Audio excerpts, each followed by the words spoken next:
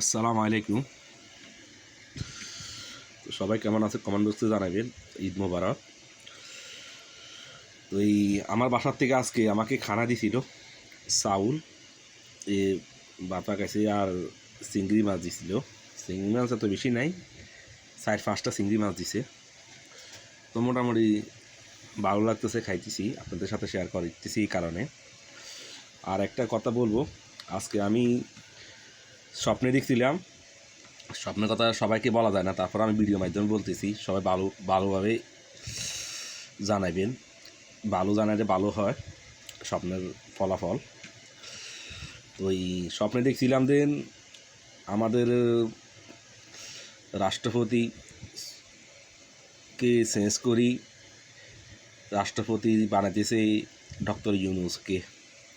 কতটুকু স্বপ্ন বাস্তবে জানি না, রাত্রে স্বপ্ন দেখতেছি রাষ্ট্রপতি সুট্টুর নামাই দিই, তারপরে ডক্টর ইউনূসকে বানাইতেছে।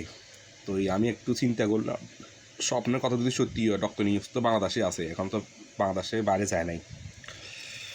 তো আমার এই স্বপ্নের সাথে যারা মতামত দিবেন, আসলে কি সঠিক কি না, এরকম ঘটনা ঘটতে পারে কি না, একটু জানাইয়েন কমেন্ট বক্সে।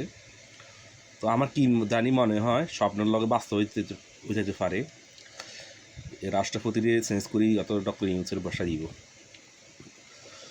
তো সবাই ভালো থাকেন, ভিডিওটা লাইক শেয়ার দিয়ে দিয়েন।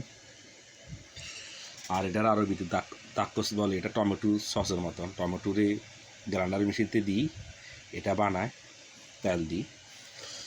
আর এগুলো হচ্ছে ভাতের মধ্যে আপনার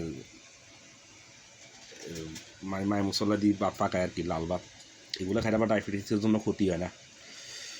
তো সবাই ভালো থাকেন, আল্লাহ হাফেজ।